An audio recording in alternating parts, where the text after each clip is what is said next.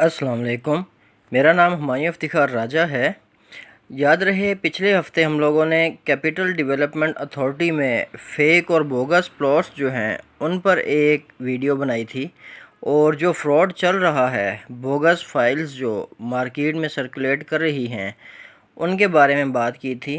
तो इस अगले हफ्ते में यानी एक हफ्ते के अंदर अंदर E13 की बोगस फाइल्स भी आना स्टार्ट हो गई हैं।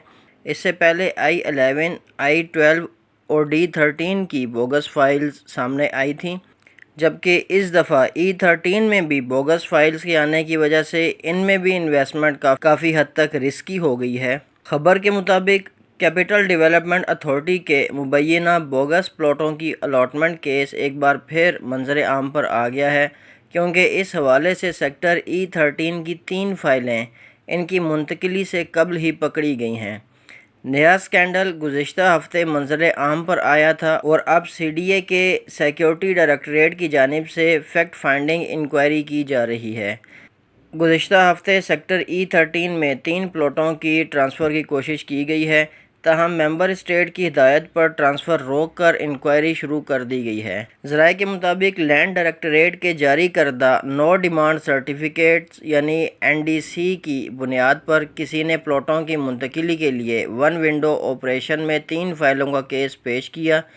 इसके बाद वन विंडो ऑपरेशन के अहदेदारों ने प्लॉटों की मुंतकिली के लिए ट्रांसफ़र एप्लीकेशन फॉर्म यानी TF जारी किया। इसी दौरान किसी ने मेंबर स्टेट को इतला दी, इसलिए अलॉटमेंट का अमल रोक दिया गया, जबकि मेंबर स्टेट ने सिक्योरिटी डायरेक्टरेट को तहकीकात शुरू करने की हिदायत की है।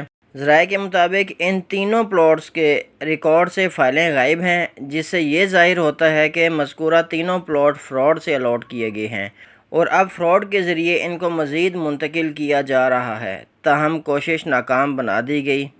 यानी जो भी फ्रॉड वाली फ़ाइल है, इसके अंदर होता ये है कि इसकी जो डिटेल्ड फ़ाइल होती है वो CDA के रिकॉर्ड में नहीं होती, वो सिर्फ़ और सिर्फ अलॉटमेंट बनाकर इस जारी कर दी जाती है। मार्केट जो है उसके अंदर वो ट्रेड होती है, लेकिन जब ट्रांसफ़र होती है तो उसकी जब ओरिजिनल फ़ाइल पीछे से देखी जाती है तो वो फ़ाइल गायब होती है।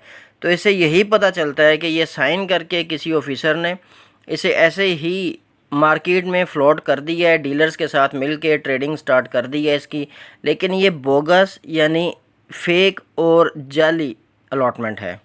अच्छा, दिलचस्प बात यह है कि लैंड डायरेक्टरेट के अहदेदारों ने NDC को ये कहते हुए मुस्तरद कर दिया कि उन्होंने NDC पर दस्तखत ही नहीं किए और वो जाली दस्तखत हैं। इस मामले पर कई सवालिया निशान हैं, जैसे कि प्लॉटों की फ़ाइलें बोगस हैं, प्लॉट पहले क्यों अलॉट किया गया, अगर फ़ाइलें दस्तयाब नहीं थीं तो TF क्यों जारी किया गया। ऐसा लगता है कि CDA के लैंड डिपार्टमेंट और वन विंडो ऑपरेशन डायरेक्टरेट में कोई रैकेट काम कर रहा है, जो कि ये सारी 2 नंबरियाँ करने लगा हुआ है। ज़राए के मुताबिक सिग्नेचर से इनकार करना CDA का पुराना अमल है, और यही वक्त है कि इन ऑफिसर्स के दस्तखतों का फोरेंसिक कराया जाए ताकि हकीकत सामने आ सके, ताकि पता चल सके कि वाकई इन ऑफिसर्स ने खुद साइन करके अब मुकर रहे हैं या वाकई इनके जाली साइन किए गए हैं। लैंड डायरेक्टरेट के एक ऑफिसर के मुताबिक लैंड डायरेक्टरेट ने खुद मेंबर ऑफिस और वन विंडो ऑपरेशन को E13 की 3 प्लॉटों के जाली NDC के बारे में आगाह किया। इससे कबल गुज़िश्ता माह CDA इंतज़ामिया ने डिप्टी डायरेक्टर जनरल स्टेट की सरबराही में एक कमेटी तश्कील दी थी, जो 10 दिनों के अंदर सेक्टर D13 में 7 प्लाटों की मुबैना तौर पर जाली अलॉटमेंट की तहकीकात करेगी। ये फ्रॉड इस साल के शुरू में सामने आया, जब इस वक्त के एडिशनल डायरेक्टर लैंड सोबिया तुरू ने कुछ फ़ाइलों पर अपने जाली दस्तखत की निशानदही की। ज़राए ने बताया कि D13 फ्रॉड की तहकीकात मुकम्मल होने के करीब हैं। चंद साल पहले सेक्टर I11 और 12 में ऐसे 100 से ज़ायद प्लॉट्स जाली दस्तखतों की बुनियाद पर सामने आए थे, और सिक्योरिटी डायरेक्टरेट ने निशानदही की थी कि इसकी तफसीली तहकीकात की जानी चाहिए। ताहम अब तक ना तो उन 100 प्लॉटों को कैंसिल करार दिया गया और ना ही किसी के खिलाफ कार्रवाई की गई है, और दर हकीकत तफसीली इंक्वायरी अभी तक मुकम्मल नहीं हुई। इससे कबल 2017 में CDA ने एक नई पॉलिसी मुतारिफ़ कराई थी, जिसमें कहा गया था कि मुस्तकबिल में ज़मीन के हसूल से मुतासिर होने वालों को पिक एंड चूज़ की बुनियाद पर कोई प्लॉट अलॉट नहीं किया जाएगा, और ऐसी तमाम अलॉटमेंट्स बैलेटिंग के ज़रिए की जाएंगी। اس کے لیے CDA نے سیکٹرز میں دستیاب 800 پلاٹوں کی فہرست تیار کی تھی اور تقریباً 250 کو قراردادی کے ذریعے الاٹ کیا تھا، جبکہ باقی کو مستقبل کے لیے ریکارڈ میں رکھا گیا تھا۔